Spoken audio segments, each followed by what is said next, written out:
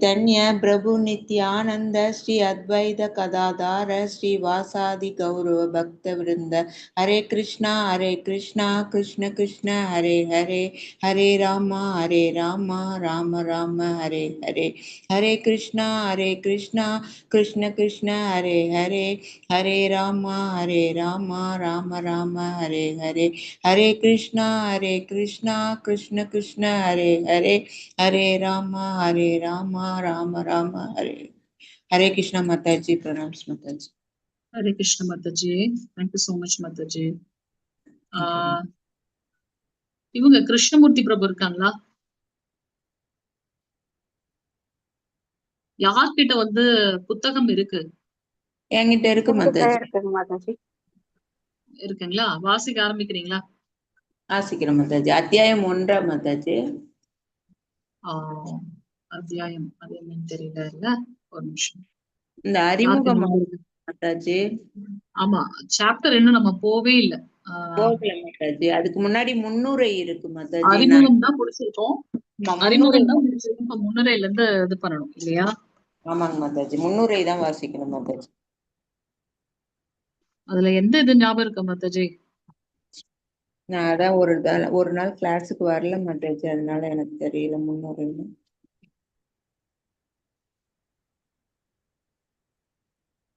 S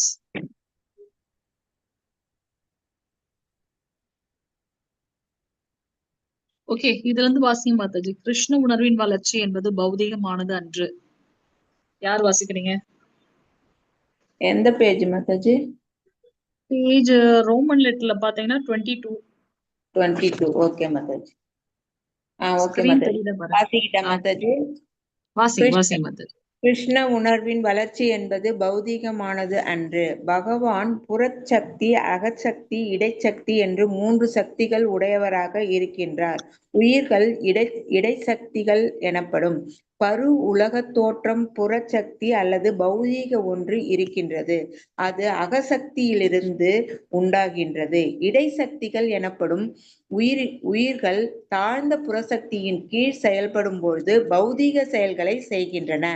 அவை அக ஆன்மீக சக்தியின் கீழிருந்து செய்யும் செயல்கள் கிருஷ்ண உணர்வு செயல்கள் என்று அழைக்கப்படுகின்றன. இதன் பொருள் மகாத்மாக்கள் அல்லது மகா பக்தர்கள் பௌதிக சக்தியின் ஈர்ப்பின் கீழ் செயல்படுவதில்லை, மாறாக ஆன்மீக சக்தியின் ஈர்ப்பின் கீழ் செயல்படுகின்றனர் என்பதாகும். பக்தி தொண்டின் அல்லது கிருஷ்ண உணர்வில் செய்யப்படும் செயல்கள் எல்லாம் ஆன்மீக சக்தியின் நேரடி கட்டுப்பாட்டின் கீழ் செயல்படுகின்றன. அதாவது சக்தி என்பது நடுவகை வலிமையாகும். அந்த வலிமை தகுதி வாய்ந்த ஆன்மீக குரு மற்றும் கிருஷ்ணரால் ஆன்மீக மயமாக்கப்படுகின்றது.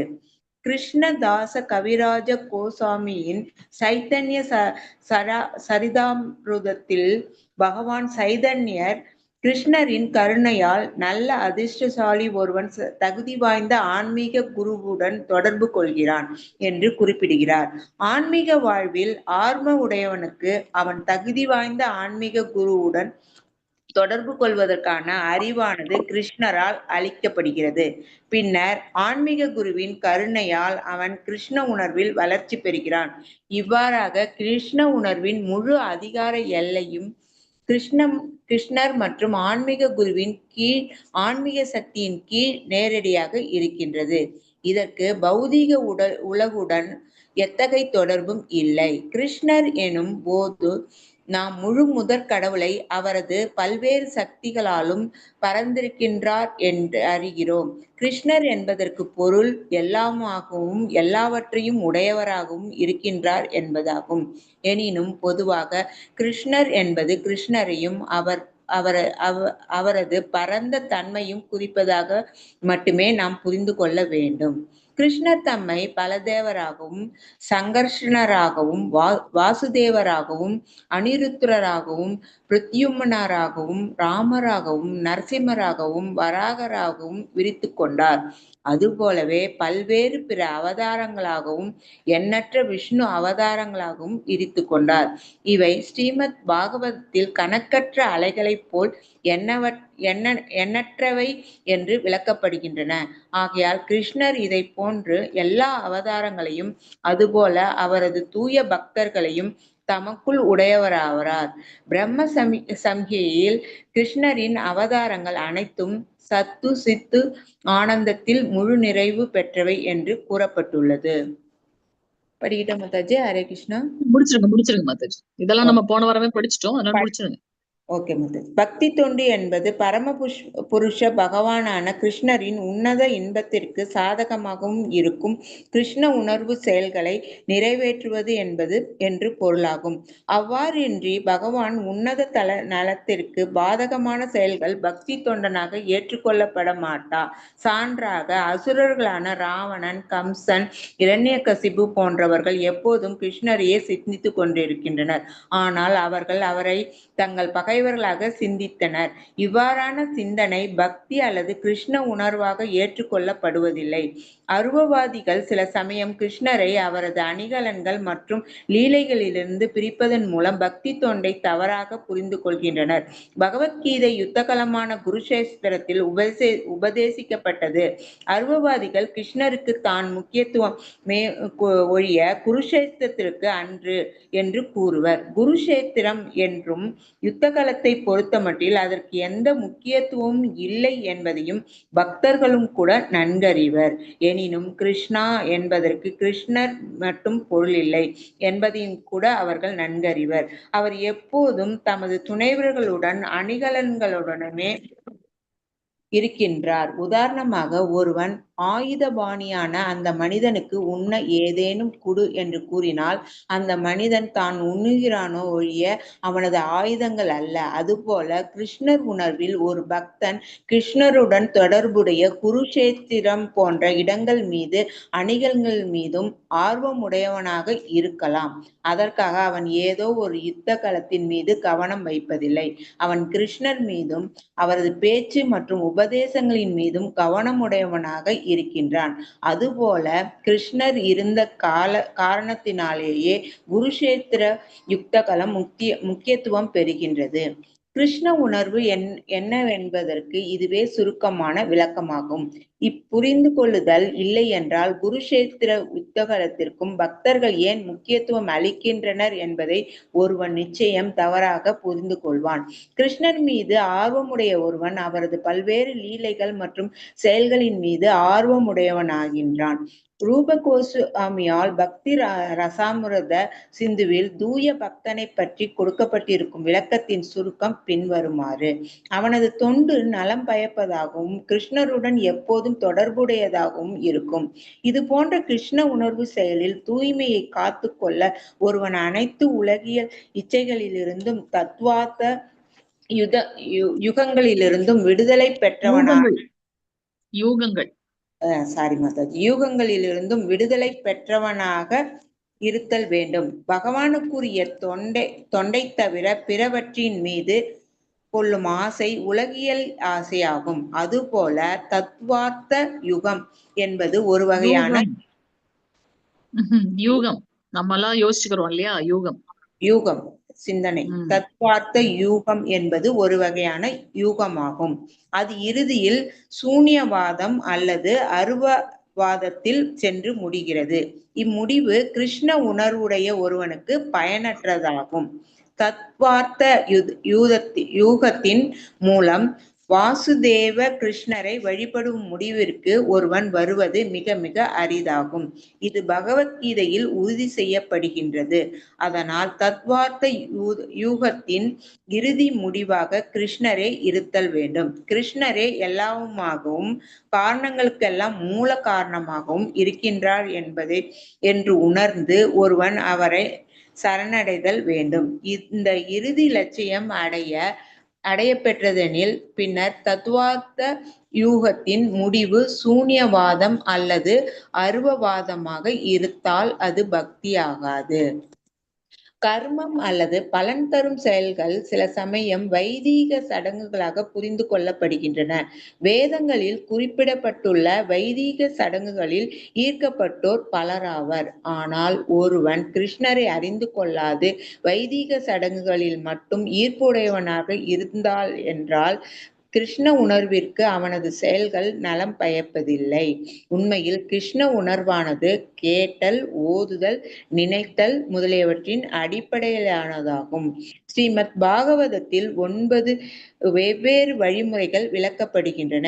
இவற்றை தவிர பிற செயல்கள் எவையும் கிருஷ்ண உணர்விற்கு பாதகமானவையே ஆகும். அதனால் ஒருவன் எப்போதும் வீழ்ச்சிக்கு எதிராக தற்காத்து கொள்ள வேண்டும். பக்திக்கான இந்த விளக்கத்தில் ஸ்ரீல ரூப கோஸ்வாமியும் கூட ஞான கர்மாதி என்னும் வார்த்தையை பயன்படுத்துகிறார். செயல்களை உடைய இக்கர்மாதி பலன் தரும் செயலில் அச்செயல்களில் ஒருவன் தூய பக்தி தொண்டினை எய்த முடியாது. துற்ற என்பதில் பல்வேறு வடிவங்களும் கூட கிருஷ்ண உணர்வு பக்தி தொண்டுக்கு சாதகமானவை அல்ல. ஸ்ரீல ரூப கோஸ்வாமி நாரத பஞ்சாரத்திலிருந்து பின்வரும் விளக்கத்தினை மேற்கோள் காட்டுகிறார். பௌதீக சார்புகள் அனைத்திலிருந்தும் ஒருவன் விடுதலை பெறுதல் வேண்டும். கிருஷ்ண உணர்வினால் அனைத்து பௌதீக மாசுக்களும் நீங்கி தூய்மை பெறுதல் வேண்டும். அவன் தனது புலன்களை புலன்களின் எஜமானரின் தொண்டில் ஈடுபடுத்தல் வேண்டும். ஆகையால் நமது புலன்களில் உண்மையான எஜமானருக்காக ஈடுபடுத்தும் பொழுது அது பக்தி தொண்டு என்று அழைக்கப்படுகிறது. நமது பந்தப்பட்ட நிலையில் நமது உடல் தேவைகளிலேயே நமது புலன்கள் ஈடுபடுத்தப்படுகின்றன. அதே புலன்கள் கிருஷ்ணரின் கட்டளையை நிறைவேற்றுவதற்காக ஈடுபடுத்தப்படும் பொழுது நமது செயல்கள் பக்தி என்று அழைக்கப்படுகிறது. எதுவரை ஒருவன் தன்னை ஒரு குறிப்பிட்ட குடும்பம், குறிப்பிட்ட இனம் அல்லது ஒரு குறிப்பிட்ட மனிதனோடு அடையாளம் காண்கின்றானோ அதுவரை அவன் சார்புகளினால் மூடப்பட்டிருப்பவன் என்று கூறப்படுகின்றான். மாறாக ஒருவன் தான் எந்த ஒரு குறிப்பிட்ட குடும்பத்தையோ இனத்தையோ நாட்டையோ சார்ந்தவன் அல்லன். கிருஷ்ணரோடு மட்டுமே நித்திய உறவுடையவன் என்று முற்றிலும் உணரும் பொழுது அவன் தனது சக்தி, குடும்பம், சினம், நாடு என்பவற்றிற்காக அன்றி கிருஷ்ணரின் நலனுக்காக பயன்படுத்த வேண்டும் என்று உணர்கின்றான். இதுவே குறிக்கோளின் தூய்மையும் கிருஷ்ண உணர்வின் தூய பக்தியின் தொண்டின் நிலையாகும். ஹரே கிருஷ்ணா மாதாஜி. ஹரே கிருஷ்ண மாதாஜி. நன்றி மாதாஜி. அனைத்து பக்தர்களுக்கும் ஹரே கிருஷ்ணா. நம்ம போன கிளாஸ்லயே பார்த்திருக்கோம் இல்லையா, பகவானுடைய சக்தி வந்து 3 விதமாக அது வந்து பொதுவாக பிரிக்கலாம் அப்படின்ட்டு. பகிரங்க சக்தி, அந்தரங்க சக்தி, தடஸ்திய சக்தி அல்லது நடுத்தர சக்தி, மத்தியில இருக்கிறதுன்னு பார்த்தோம். பகிரங்க சக்தியில இருந்து உருவாகிறது என்ன, யாராவது சொல்ல முடியுமா? கிளாஸ்ல இருக்கீங்களா? ஹரே கிருஷ்ணா. சொல்லுங்க, பகிரங்க சக்தி என்ன? கோபம் உருவாகும். பிரபு சினம், புரியல. கோபம் உருவாகும். கோபம் கோபம் நம்ம பார்க்கிற இந்த பிரபஞ்சம் பகவான்கிட்ட இருந்து வெளிவர சக்தி, வெளிப்படையான சக்தி மாதாஜி, பகவானுடைய வெளிப்படையான சக்தி, பகவானுடைய புறசக்தி அல்லது பகிரங்க சக்தின்றது இங்க பிரபஞ்ச தோற்றம் எல்லாமே அவர்கிட்ட இருந்து உருவானதுதான். சோ இது எல்லாமே வந்து அவரே சொல்லியிருக்கார். பகவத்கீதையில நம்ம படிச்சிருக்கோம். தாழ்ந்த புறசக்தி, இந்த பௌதிக சக்தி, இதுவும் பகவான் கிட்ட இருந்துதான் வந்திருக்கு அப்படின்னா அதை ஏன் நம்ம வந்து தாழ்ந்த சக்தின்னு சொல்றோம்னா இது மேல நமக்கு பற்று வருது. அப்ப பற்று வர்றதுனால என்ன பண்றோம், மீண்டும் பிறப்பு இறப்பு அப்படின்ற சுழற்சியில நம்ம மாட்டிக்கிறோம். அதனால இது பகவானுடைய சக்தியாக இருந்தாலுமே அவரே சொல்றார், புறசக்தி தாழ்ந்த சக்தி, அகசக்தி வந்து ஆன்மீகமானது, மிகவும் உயர்ந்தது. ஏன்னா அதுல பிறப்பு இறப்பு சுழற்சி இல்லை. நித்தியமாக நாம பகவானோட சேவை செய்து கொண்டே இருக்கோம் அப்படின்றத நம்ம பாக்குறோம். சோ இங்க வந்து பாத்தீங்கன்னா இந்த மத்தியில இருக்கிறது தடஸ்த சக்தி அல்லது நடுத்தர சக்தி வந்து இந்த ஜீவாத்மா.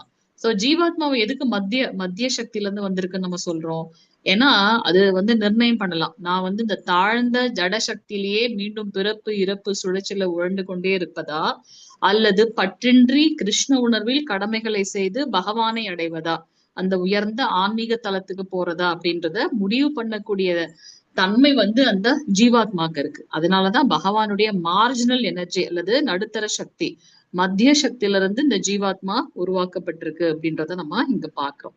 சோ இது வந்து பாத்தீங்கன்னா இந்த பௌதீக தோற்றம் ஆன்மீக லோகத்தை காட்டிலும் அதோட 4 மடங்குல ஒண்ணுதான் வந்து பௌதீக சக்தி. மற்ற 3 மடங்கு வந்து பகவானுடைய ஆன்மீக சக்தி.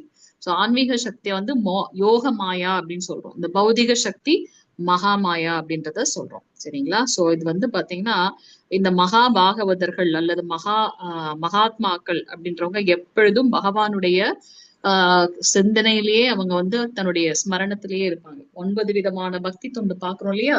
பகவானுடைய நாம ரூப குண லீலைகளை பத்தி கேக்குது, ஸ்ரவணம், அத பாடலாக பாடுறது, கீர்த்தனம், ஸ்மரணம், எப்போதும் நினைச்சுட்டே இருக்குது. சோ மகா பாகவதர்கள் இந்த நவவித பக்தி தொண்டியும் எப்போதும் செய்துட்டே இருக்காங்க, பகவானுடைய ஸ்மரணத்துல எப்பவுமே இருக்காங்க.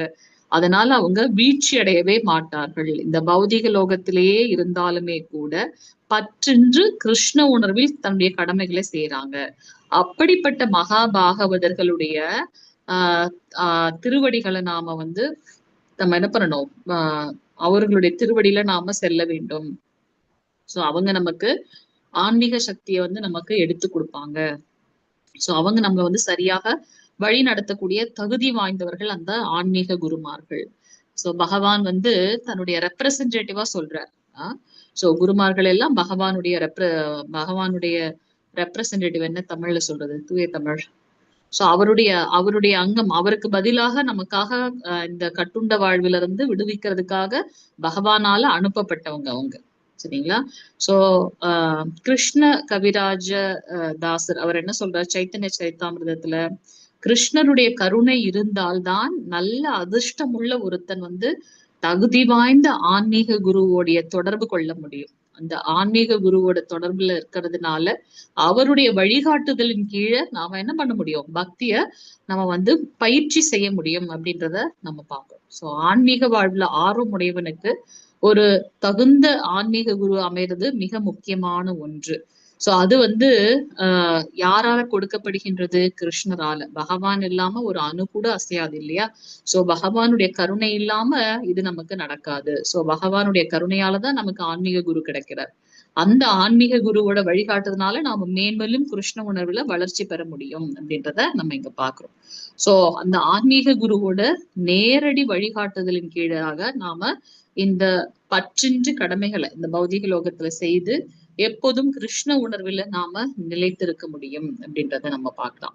சோ கிருஷ்ணா அப்படின்னா அனைத்து நிறைய மீனிங் இருக்கு. அதுல வந்து எல்லாமாக இருக்கின்றார் பகவான். எல்லாவற்றையும் தன்னுள் கொண்டவராக இருக்கின்றார் பகவான். அதுதான் வந்து கிருஷ்ணா அப்படின்றத நம்ம இங்க பாக்குறோம். சோ எங்கும் நிறைந்திருக்கின்றார் பகவான். பகவான 3 நிலையில பாக்குறோம் இல்லையா? பரபிரம்மம், பரமாத்மா, பரம புருஷர். அப்படி எல்லாமாக நிறைஞ்சிருக்கவர கிருஷ்ணா அப்படின்றது நம்ம பாக்குறோம். கிருஷ்ணர் நம்ம வந்து பாத்தீங்கன்னா ஸ்ரீமத் பாகவதம் முதல் ஸ்கந்தம் 3வது அத்தியாயத்துல பகவான் எப்படி வந்து வியாபித்திருக்கார் அப்படின்றத பார்க்க முடியும். சோ பகவானுடைய அவதாரங்கள்லாம் வந்து கடல் அலைகளை நம்மளால எண்ண முடியாது. கடல் பரப்புல மணல் பரப்புல இருக்கக்கூடிய மண் துகள்கள் எத்தனை எண்ண முடியுமா? அப்படி எண்ண முடியாது. அது போல பகவானுடைய அவதாரங்கள் எண்ணிலடங்காதது. சோ அதுல வந்து நம்ம 6 அவதாரங்களை மெயினா பாக்குறோம். அதுக்கு கீழே எல்லாமே கொண்டு வந்துரும். குண அவதாரம், மன்வந்திர அவதாரம், லீலா அவதாரம், யுக அவதாரம், புருஷ அவதாரம், இந்த மாதிரி. சோ அதுல முதல்ல நீங்க பாத்தீங்கன்னா முதல் சுய விரிவங்கம் கிருஷ்ணஸ்து பகவான் ஸ்வயம். எல்லாத்துடைய மூலமாக பகவான் இருக்கின்றார். பிரம்ம சம்ஹிதையில அதுதான் நம்ம பாக்குறோம். ஈஸ்வர பரம கிருஷ்ண சச்சிதானந்த விக்கிரக அநாதிராதி கோவிந்த சர்வ காரண காரணம். எல்லா காரணத்துக்கும் அவரே காரணமாக இருக்கார். சச்சித் ஆனந்த விக்கிரகம். அவர் வந்து ரொம்ப அழகானவர், நிலைத்த அறிவை உடையவர், பூர்ணமான அழகை கொண்டவர், அறிவை உடையவர், உண்மையானவர், நித்தியமானவர், எப்பவும் இருக்கக்கூடியவர். அதெல்லாம் வந்து பிரம்ம சமீதிலையும் நம்ம பார்க்கிறோம். சோ இங்க பகவான் வந்து எண்ணற்ற அவதாரங்கள் பண்ற. சோ நம்ம பாக்குற எல்லாமே அவருடைய அம்சமோ அல்லது அம்சத்தின் அம்சமோ ஸ்வாம்ச விபினாம்ச அப்படின்னு பாக்குறோம். சோ இங்க அவரே சுயமாக பிரிஞ்சு வாசுதேவர், சங்கர்ஷ்ணர், அனிருத்தர், பிரத்யும்னர். அவர்கிட்ட இருக்கக்கூடிய அந்த வாசுதேவர் மீண்டும் 4 பேரா பிரிகிறார். வாசுதேவர், சங்கர்ஷ்ணர், அனிருத்தர், பிரத்யும்னர். அவங்க கிட்ட இருந்துதான் மத்த அவதாரங்கள்லாம் வருது. இது ஒரு பெரிய சாப்டரே இருக்கு ஸ்ரீமத் பாகவதத்துல 3வது ஸ்கந்தம். அதுல நீங்க படிக்கும்போது தெரியும். சோ இதுல இருக்கிறது எல்லாமே பகவானுடைய அவதாரமோ அல்லது அவதாரத்தின் அவதாரமோ தான் பாக்குறோம். அப்ப மூலம் எங்க அப்படின்னு பாத்தீங்கன்னா பகவான் ஸ்ரீ கிருஷ்ணர். கிருஷ்ணஸ்து பகவான் ஸ்வயம் அப்படின்னு. சோ கிருஷ்ணர் பல்வேறு அவதாரங்களாக, எண்ணற்ற விஷ்ணு அவதாரங்களாக தன்னை விரிவாக்கம் செய்து கொண்டார் அப்படின்றத நம்ம இங்க பார்க்கலாம். சோ தூய பக்தர்களையும் தமக்கு உள்ளாரே கொண்டவராக இருக்கின்றார். சக்தி ஆவேச அவதாரம் அப்படின்றதையும் நம்ம பார்க்கிறோம். எப்படி பக்தியை பிரதானமா எடுத்து சொல்றதுக்காக நாரத ரிஷி, அதுக்கப்புறம் வேதத்தை எடுத்து சொல்வதற்காக வியாச ரிஷி, இவங்கெல்லாம் ஸ்பெஷலைஸ்டு சக்தி ஊட்டப்பட்டவர்கள் அப்படின்றத நம்ம பார்க்கலாம். சக்தி ஆவேச அவதாரம். சோ இங்க பக்தி தொண்டு அப்படின்னாலே என்ன அப்படின்னாக்கா, கிருஷ்ணருக்காக நாம மனப்பூர்வமாக செய்யக்கூடிய எந்த ஒரு செயலுமே பக்தி தொண்டு. அதுக்கு எதெல்லாம் சாதகமாக இருக்கின்றதோ அதெல்லாமே பாத்தீங்கன்னா நிறைவேற்றப்பட வேண்டும். பாதகமானவற்றை எல்லாம் விட்டு விட வேண்டும் அப்படின்றத நம்ம பார்க்கிறோம். நாம செய்யக்கூடிய செயல்கள் எதெல்லாம் பக்தி தொண்டுக்கு ஆதரவாக இருக்கோ அதை சஸ்டெயின் பண்ணணும், அதை கண்டினியூ பண்ணணும். பாதகமான இருக்க விஷயங்கள்லாம் நாம விட்டு விட வேண்டும் அப்படின்றத நம்ம இங்க பார்த்து கொள்ள முடியும். சோ நம்ம பாக்குறோம் ராவணன், கம்சன், இந்த அசுரர்கள் எல்லாம் கூட பகவானோட ஸ்மரணத்துல இருந்தாங்க. கம்சன் பகவான மரண ரூபத்துல பார்த்தாரு, விரோதியாக பார்த்தாங்க சிசுபாலன். சோ அதுக்காக அவங்களும் எப்பவுமே கிருஷ்ணருடைய ஞாபகத்திலேதான் இருந்தாங்க. அப்போ அது பக்தியான்னு கேட்டா அது பக்தி கிடையாது இல்லையா? சோ அது கிருஷ்ண உணர்விலேயே இருந்தாலுமே கூட அதுக்காக பகவான் அவங்களுக்கு முக்தி கொடுக்கின்றார். ஆனா அது பக்தியான்னு கேட்டா அது பக்தி அல்ல. சோ எப்பவும் கிருஷ்ண உணர்வில் பகவானுக்கு சாதகமாக இருக்கக்கூடிய செயல்கள்ல நாம ஈடுபட்டோம் அப்படின்னா அது பேரு பக்தி தொண்டு. புரியுதுங்களா? நான் பேசுறது புரியுதுங்களா? ஹரே கிருஷ்ணா. புரியுது மாதாஜி. புரியுதுங்க மாதாஜி. ஹரே கிருஷ்ணா பிரபு, ஹரே கிருஷ்ணா. சோ கிருஷ்ண பக்தி அப்படின்னாக்கா அவங்களும் எப்போ நான் ஸ்மரணத்திலேயே இருக்கேன், பகவானை பத்தியே நினைச்சுட்டே இருக்கேன், அவரை பத்தியே சொல்லிட்டே இருக்கேன், அப்ப நான் பக்தி பண்றேனானாக்கா அப்படி இல்ல. அந்த ஸ்மரணத்திலே இருந்துக்கிறதுக்கும் பகவான் மேல உண்மையான அன்பு வைக்கிறதுக்கும் எதெல்லாம் எனக்கு உதவி செய்கின்றதோ சாதகமான விஷயங்கள் அது எல்லாமே பக்தி தொண்டு அப்படின்னு பாக்குறோம்.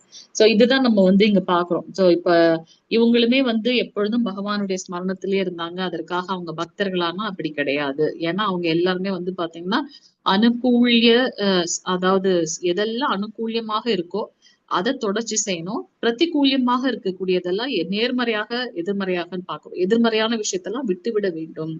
சோ இங்க நம்ம பாக்குறோம் சில சமயம் அருவவாதிகள் அருவம் பகவானுக்கு ரூபமே இல்லைன்னு சொல்றாங்க. அது எப்படி சாத்தியமாக முடியும்? நம்ம பாக்குறோம் சச்சித் ஆனந்த விக்கிரக சச்சித் ஆனந்த ரூப அப்படின்னு பாக்குறோம். அந்த ரூபத்தை திருப்பாதத்துல இருந்து திருமுடி வரைக்கும் என்ன ஒரு அழகு பகவான். ரூபம் இல்லாதப்ப நம்மளுடைய மனது எப்படி லயப்படும். சோ பகவான் அவ்வளவு ஒரு லீலைகளை பண்றாரு பாக்கணும். அப்புறம் அவருக்கு ரூபம் இல்லைன்னு எப்படி நம்ம சொல்ல முடியும் இல்லையா? சோ இதெல்லாம் அவர்கிட்ட இருக்கக்கூடிய அனைத்துமே கிருஷ்ணமயம்.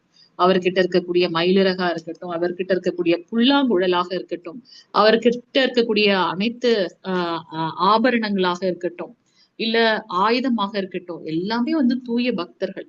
அது மேலேயும் நாம ஸ்மரணம் பண்ணணும் அப்படின்றத நம்ம இங்க பார்க்கலாம். சோ இவங்க சில சமயங்களை தப்பா புரிஞ்சுக்கிறாங்க. பகவானையும் அவரை சார்ந்து இருக்க விஷயங்களும் வேற வேறன்னு நினைச்சுக்கிறாங்க. அது தவறான ஒன்று அப்படின்றத இங்க பிரபுபாதர் அறிமுகத்துல கொடுக்குறார். சோ இங்க பாத்தீங்கன்னா அவங்களுடைய வாதம் எப்படி இருக்கு அப்படின்னா, குருக்ஷேத்திர போர்க்களத்துல அவர் பகவத்கீதையை சொன்னார் இல்லையா, அததான் நம்ம முக்கியத்துவம் வாய்ந்ததை தவிர்த்து குருக்ஷேத்திரம் முக்கியத்துவம் வாய்ந்தது அல்ல அப்படின்னு சொல்றாரு. குருக்ஷேத்திரம் தர்ம ஸ்தலம் இல்லையா, தர்மக்ஷேத்ரே குருக்ஷேத்ரே அப்படிதான் ஸ்லோகமே ஸ்டார்ட் ஆகுது. சோ அப்ப பகவானுக்கும் குருக்ஷேத்திரத்துக்கும் வேறுபாடு இல்லைன்னு பாக்குறோம். ஏன்னா தர்மம் நிலைநாட்டப்படுறதுக்காக பகவானால ஒன்று கூடப்பட்டார்கள்.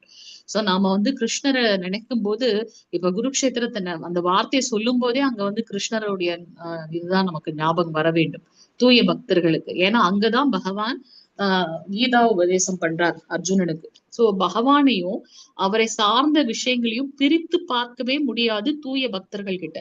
ஆனா அருவவாதிகள் பாத்தீங்கன்னா அந்த மாதிரி நினைக்கிறதே கிடையாது. அவரை பிரிச்சு பாத்துறாங்க. ஏன்னா அவருக்கு ரூபம் இல்லைன்னு நினைச்சுக்கிறாங்க. சோ அது தவறான ஒரு கருத்து அப்படின்றத பிரபுபாதர் இங்க ஆணித்தரமாக சொல்றார். இங்க பாத்தீங்கன்னா அதுக்கு ஒரு உதாரணம் சொல்றார். ஆயுதபாணியான அந்த மனிதனுக்கு உன்னை ஏதேனும் கொடு என்று கூறினால் அந்த மனிதன் தான் உண்கிறானே ஒழிய அவனது ஆயுதங்கள் அல்ல. அதுபோல கிருஷ்ண உணர்வில் ஒரு பக்தன் கிருஷ்ணருடன் தொடர்புடைய குருக்ஷேத்திரம் போன்ற இடங்கள் மீதும் அணிகலன்கள் மீதும் ஆர்வமுடையனாக இருக்கலாம். அவருடைய அந்த காதுல போட்டிருக்க குண்டலம், அவர்கிட்ட இருக்கக்கூடிய அணிகலன்கள், ஆபரணங்கள், அவர்கிட்ட இருக்கக்கூடிய ஆயுதம் எல்லாமே கிருஷ்ணருடைய அம்சமாக பார்ப்பாங்க தூய பக்தர்கள் இல்லையா? அதற்காக அவன் ஏதோ ஒரு யுத்தகலத்தின் மீது கவனம் வைப்பதில்லை. அதாவது சும்மா அது வெறுமனே ஒரு ஒரு அவர்கிட்ட இருக்கக்கூடிய கதாயோ அல்ல சங்கு சக்கரம் அது எல்லாமே கிருஷ்ணமயம், ஆன்மீகமானது இல்லையா? பக்தர்களுடைய பாவம் அப்படித்தான் இருக்கும். அத பௌதிகமா அவங்க பாக்குறதே கிடையாது.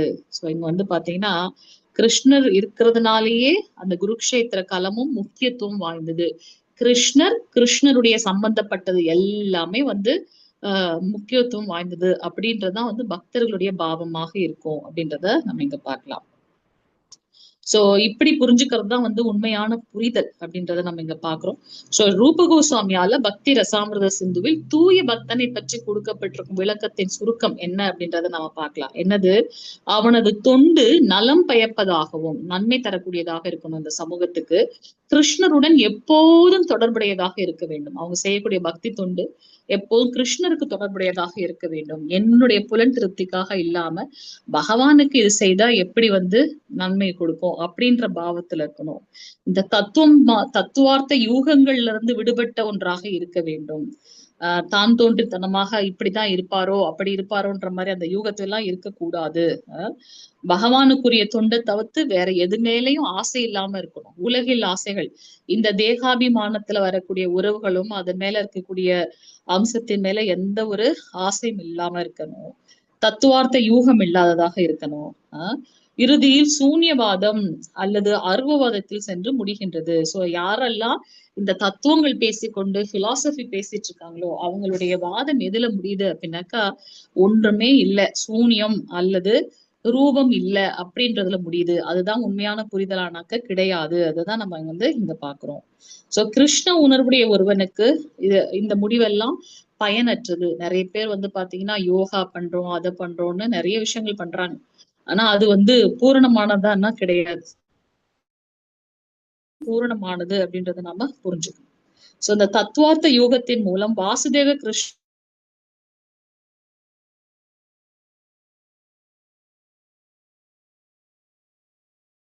மூலம் சொல்லிட்டு வர்றது மிக அரிது. இது பகவத்கீதையிலும் சொல்லப்பட்டிருக்கு. அதனால தத்துவங்கள் பேசுறவங்களாக இருந்தாலும் அதனுடைய முடிவு கிருஷ்ணரை சார்ந்து இருந்ததுனாக்கா அது சாதகமான ஒன்று. அவரை சரணாகதி பண்ண வேண்டும் அப்படின்னு அது சொல்லிச்சுன்னா அதுதான் உண்மையான புரிதல். சோ நம்மளுடைய வாழ்வருடைய இறுதிய லட்சியம் என்னவாக இருக்கணும்? பகவானை சரணடைந்து அவருக்கு பக்தி தொண்டு செய்து அவரை திருப்திப்படுத்தக்கூடிய ஒன்றாக இருக்க வேண்டும். அதுதான் தத்துவத்தின் முடிவாக இருக்க வேண்டும். அப்படி இருந்துச்சு அப்படின்னாக்கா அது பூரணமான தத்துவம். இன்னொன்னு, கர்மம் அல்லது பலன் தரும் செயல்கள்ல ஈடுபடுறான். சில சமயம் பாத்தீங்கன்னா நீங்க கிருஷ்ணருடைய கதை அந்த இது படிச்சீங்கன்னா தெரியும். அந்தணர்கள்லாம் என்ன பண்ணாங்க? பகவானுக்காக நாங்க யஜ்ஞம் பண்றோம்னு சொல்லிட்டு நைவேத்தியம் எல்லாம் ரெடி பண்ணி வச்சிருப்பாங்க. சாட்சாத் பகவானே அங்க தன்னுடைய நண்பர்கள் மூலமாக தூது அனுப்புறாரு. பசிக்குது கிருஷ்ணருக்கு, சாப்பிட பிரசாதம் கொடுங்கன்னு. ஆனா அவர் என்ன பண்ணுவாரு? இதெல்லாம் யஜ்ஞம் பண்றதுக்கு வச்சிருக்கேன், கொடுக்க முடியாது போன்னு தொட்டி விட்டுருவாரு. அப்போ இந்த அந்தணர்களுடைய இது என்னவாக இருக்கு? இவங்க எல்லாம் என்ன பண்றாங்க? வைரி சடங்கு, ஸ்மார்த்த பிராமணர்கள் அப்படின்னு சொல்றாங்க. சோ அவங்க எல்லாம் என்ன பண்ணுவாங்க அப்படின்னாக்கா, நீங்க பாத்தீங்கன்னா 8வது ஸ்கந்தம் 23, 24வது அத்தியாயங்கள் அதை படிப்பீங்க. எப்படி சுக்கராச்சாரியர் சொல்வார் பலி சக்கரவர்த்தி கிட்ட, வந்திருக்கிறது சாதாரண வாமனன் அல்ல, அவன் பாக்குறதுக்கு ஒரு குள்ளமான ஒருத்தன் போல தெரியலாம், ஆனா ஜகஜால கில்லாடி, மாயாவாதிகளுக்கு எல்லாம் மாயாவாதி. உன்னுடைய கொள்ளு பாட்டனார் இருக்காரு இல்லையா, ஹிரண்யகசிபுவை கொன்றதே அவர்தான். அவருக்கு நீ யாசகம் கொடுக்காத, அவன் ஒரு 3 அடி தம்ம தூண்டு சின்ன பையனாட்ட இருந்துட்டு 3 அடி மண்ணு கூடன்னு கேக்குறான், அவன் பேச்ச நம்பாதன்னு சொல்றாரு சுக்கராச்சாரியர். ஆனாலும் பாத்தீங்கன்னா பலி சக்கரவர்த்தி அவருடைய வார்த்தையை கேட்கவில்லை. ரொம்ப ஆழ்ந்து சிந்திச்சு தன்னுடைய ஆன்மீக குருவோட கட்டளைய மீறலான்னு அப்படின்னு முடிவு பண்றார். ஏன் அப்படின்னாக்கா, முதல்ல பலி சக்கரவர்த்தி முதல்ல இறந்து போறார். இறந்தவருக்கு உயிர் கொடுத்தவர் சுக்கராச்சாரியர். அவருக்கு எல்லா ஆன்மீக குருவோட கடமைகளையும் நிறைவேற்றுறார். அப்ப இப்ப வந்து வாமன ரூபத்துல பகவான் வந்து 3 அடி மண்ணு கேட்கும் போது இவர் என்ன சொல்றாரு, கொடுக்காத அப்படின்னு சொல்றாரு. என்னுடைய வார்த்தையை மீறி நீ போன எல்லா உடைமைகளும், ஏன்னா கொடுத்தது எல்லாமே சுக்கராச்சாரியர் தானே அவர் உயிரூட்டி வச்சிருக்காரு. சோ அவர் உயிரூட்டி இருக்கிறதுனாலதானே மூன்று லோகங்களுக்கும் தான் சொந்தக்காரன் இருக்கார். அப்ப என்னுடைய வார்த்தையை மீறி போனா எல்லா உடைமைகளையும் இழந்து விடுவாய் அப்படின்னு சாபம் கொடுக்கிறார். அவரும் வந்து என்னது, அவரும் ஒரு பிராமணர். நம்ம இங்க பாக்குறோமே இந்த வைதீக சடங்குகளை எல்லாம் செல்றவர். நம்மளுடைய இந்த கர்ம காண்டிகள் சொல்றோம் இல்லையா, சோ பலன்களை எதிர்பார்த்து செயல்களை செய்யக்கூடியவர்கள். இவங்கெல்லாம் சாஸ்திரத்துல சொல்லப்படிதான் செய்யறாங்க. ஆனா செய்யக்கூடிய செயல்கள் எல்லாம் யார திருப்திப்படுத்துறதாக இருக்கணும், பகவானை திருப்திப்படுத்துறதாக இருக்கணும். பலி சக்கரவர்த்திக்கு நல்லா தெரியும், நான் இவருக்கு வந்து யாசம் கொடுக்க போனேன்னா என்கிட்ட எதுவுமே இருக்காது. ஏன்னா என்னுடைய ஆன்மீக குரு சாபம் கொடுக்கிறார், என் வார்த்தையை மீறி போன எல்லாத்தையும் இழந்துடுவேன். அதையும் மீறி பலி சக்கரவர்த்தி முன்னெடுத்து வைக்கிறார் காலை. பகவானுக்கு எல்லாத்தையும் கொடுக்கவும் செஞ்சிடறார். கொடுத்ததுதான் தாமசம். அவர் என்ன பண்றார், ஒரு அடியில கீழ் உலகம் எல்லாத்தையும் அளந்துடுறார். 2வது அடியில மேலுலகத்தை ஃபுல்லா அளந்துடுறார். 3வது அடியை எங்கப்பா வைக்கட்டும்னு கேட்கும்போது பகவான் என்ன பண்றார், பலி சக்கரவர்த்தி என்ன பண்றார், தன்னுடைய தலையவே அவர்கிட்ட காட்டுறார். சோ இங்க நம்ம என்ன பாக்குறோம்னா, இதுல யாரு உயர்ந்தவர்கள், எல்லாத்தையும் இழந்து நிற்கக்கூடிய பலி சக்கரவர்த்தி உயர்ந்தவரா அல்லது சுக்கராச்சாரியர் உயர்ந்தவரா? சொல்லுங்க, ஆன்சர் பண்ணுங்க பாக்கலாம். இருக்கிறீங்களா லைன்ல? கதை புரியுதா நான் சொல்ற கதை? புரியுது மாதாஜி. பலி சக்கரவர்த்தி தான் மாதாஜி உயர்ந்தவர். எப்படி உயர்ந்தவர்? அவர்கிட்டதான் ஒண்ணுமே இல்லையே. இப்ப அவர் எது பகவான்னு தெரியாது மாதாஜி. அவரு யாரு ஒருத்தர் யாசகம் கேட்டாலும் அவருடைய தன்னுக்கு இல்லைன்னாலும் 3வது அடி வந்து தன்னையே கொடுக்க தயங்கல இல்ல மாதாஜி. தன்னையே கொடுக்கிறாருல. வந்திருக்கவர் வந்து பகவான் அப்படின்றத எடுத்து சொல்றாரு குரு. நீ பார்க்காத, நினைக்காத, சின்ன பையன் நினைக்காத, அவன் இப்ப பாரு பெரிய மாயாவி அப்படின்னு சொல்றாரு. அதையும் மீறி வந்து பாத்தீங்கன்னா பலி சக்கரவர்த்தி வந்து தன்னுடைய அந்த யாசகம் சொன்ன வார்த்தையை காப்பாத்தணும். அவர் எல்லாரும் பகவான் கிட்ட போய் நிப்பாங்க இல்லையா, கிருஷ்ணா எனக்கு இதை கொடு, கிருஷ்ணா அதை கொடுன்னு. பகவானே என்கிட்ட வந்து நிக்கிறார். ஏன் அப்படின்னா இவருடைய பாட்டனார் பிரலாத் மகராஜனுடைய வம்சத்துல வந்தவர் அல்லவா பலி சக்கரவர்த்தி. பாட்டனாருடைய அடிச்சுவிட பின்பற்றதுனால, பக்தி தொண்டு மேலோங்கி இருக்கிறதுனால, தன்னுடைய ஆன்மீக குருவுடைய வார்த்தையை கூட மீறி என்ன பண்றார், பகவானுக்கு அங்க அர்ப்பணம் பண்றார். இப்ப நீங்க சொன்னது போல பலி சக்கரவர்த்தி தான் எதுவுமே இல்ல இருந்தாலும் உயர்ந்து நிக்கிறார். எப்படின்னா அவர் பாருங்க 3வது அடி அவரோட தலைமையில வச்சாச்சு. வச்ச உடனே அவர் என்ன பண்றாரு, சுத்தல அப்படின்ற கீழா 7 லோகங்கள் இருக்கு இல்லையா, சுத்தல அப்படின்ற அந்த கீழ் லோகத்துக்கு போறார். அந்த லோகத்துல போன உடனே பகவானுடைய ஸ்பர்சம் பட்டு, பகவானுடைய பக்தன் அங்க இருக்கிறதுனால, கீழுலகனாலே நரகலோகங்கள் தான் சொல்றோம். ஆனா அவருடைய தூய பக்தர் போனதுனால என்ன ஆயிடுச்சான், அங்க அந்த சொர்க்கலோகத்துல இருக்கிறது தேவலோகத்தை காட்டிலும் 100 மடங்கு அனைத்து வசதிகளும் அவ்வளவு நல்லா இருக்கான். அதெல்லாம் பெரிய மேட்ரு. அங்க என்ன பெரிய விஷயம் அப்படின்னாக்கா, பகவானே வந்து அவருடைய வாயிற் காப்பாளனாக இருக்கின்றார். அந்த சுத்தல அப்படின்ற அந்த பாதாள லோகத்துக்கு பகவானே வந்து அங்க வாயிற்காப்பாளனாக இருக்க. பகவான் பக்தவச்சலன்னு சொல்றோம் இல்லையா, பகவான் முக்தி கூட கொடுத்துருவாரு, ஆனா பக்தி கொடுக்க மாட்டார். பக்தியை கொடுத்துட்டாரு உடனே என்ன பண்ணுவோம், அவர் வந்து நமக்கு அடிமைப்பட்டவராக போகி விடுகின்றார் பகவான். சோ என்ன இவ்வளவு ஒரு உயர்ந்த பக்தனா இருக்கானே இவன் சொல்லிட்டு அவர் என்ன பண்றாரு, நீ உள்ள ராஜாவாரு, நான் வெளியில வாயிற்காப்பாளனாக இருக்கேன்னு செக்யூரிட்டி ஒர்க் பண்ணிட்டு இருக்காரு பகவான். அது மட்டுமல்ல, அந்த லோகத்துல எந்த ஒரு பாவங்களும் உள்ள நுழையவே முடியாது. அப்ப அவர் ஒரு அசுரன் இல்லையா, அசுரனுக்கு பனிஷ்மெண்ட் கொடுக்கிறார் பகவான். பனிஷ்மெண்ட் கொடுத்தாலையும் இதை எப்படி நம்ம புரிஞ்சுக்கிறது, தூய பக்தி தொண்டுடைய பலன் என்ன அப்படின்றத நம்ம இங்க பார்க்க முடிகின்றது. சோ இந்த வைதீக சடங்குகள், ஸ்மார்த்த பிராமணர்கள் பலன்களை எதிர்பார்த்து சடங்குகள் செய்யறாங்களே, அவங்களை காட்டிலும் உயர்ந்தவர்கள் யாரு, இந்த தூய பக்தர்கள் அப்படின்றத நம்ம இங்க பாக்குறோம். சோ நவவித பக்தி தொண்டு நம்ம பாக்குறோம். அந்த பக்தி தொண்டுக்கு சாதகமான விஷயங்களை நம்ம முன்னெடுத்து செல்லணும். எதெல்லாம் பாதகமா இருக்கோ அதை விட்டு விலகிவிட வேண்டும் அப்படின்றத நம்ம இங்க பாக்குறோம். சோ அதெல்லாம் வந்து பாத்தீங்கன்னா இங்க ஸ்ரீல ரூப கோஸ்வாமிகள் சொல்றாங்க, ஞான கர்மாதி அப்படின்றத சொல்றார். அதாவது பலன் தரும் செயல்களில், அந்த பலன் தரும் செயல்கள்னால யார் ஈடுபட்டு இருக்காங்களோ அவங்களுக்கு தூய பக்தி முடியாது. தூய பக்தியில ஈடுபட்டு இருக்கவங்க பலன் தரும் செயல்கள் மேல ஒரு நோக்கம் இல்லாம தான் இருப்பாங்க பலன் தரும் செயல்களே அவங்களுக்கு இருக்காது. தூய பக்தர்களுக்கு என்ன, எப்படி நான் பகவானை திருப்திப்படுத்துறது, அவருக்கு பக்தி தொண்டு எப்படி செய்ய முடியும், இதுதான் வந்து சொல்லப்பட்டிருக்கு. சோ இந்த பௌதீக சார்புகள் அனைத்திலிருந்தும் ஒருவன் விடுதலை பெறுதல் வேண்டும். எல்லாரும் அதாவது இவங்க என்னோட சொந்தக்காரங்க, இது என்னுடைய நிலம், அந்த தேகத்தினால உண்டான உறவுகள், அதன் மூலமாக வரக்கூடிய அந்த கர்மங்கள், இதுல இருந்தெல்லாம் விலகி இருக்கிறாங்க இல்லையா, அதுதான் வந்து உண்மையான ஆஹ் இந்த லோகத்திலே இருந்தாலுமே கூட நாம பற்றற்று நம்மளுடைய செயல்களை செய்ய முடியும் அப்படின்றத நம்ம பாக்குறோம்.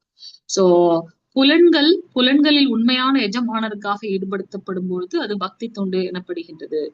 எது நம்மளுடைய புலன்களின் எஜமானர் யாரு? பகவான் கிருஷ்ணர் ரிஷிகேஷர் என்று அழைக்கப்படுகின்றார். அவரே அனைத்தையும் அனுபவிக்க கூடியவர். அந்த புலன்களின் அதிபதிக்கு நாம நம்மளுடைய புலன்களை பயன்படுத்தி பக்தி தொண்டு செய்யும்போது, என்ன புலன்கள் ஐம்புலன்கள் சொல்றோம், கண்ணு, காது, மூக்கு, நாக்கு, தொடு உணர்வு எல்லாமே வந்து பகவானுடைய பக்தி தொண்டுல ஈடுபடுத்தும் போது அது தூய்மை அடைகின்றது.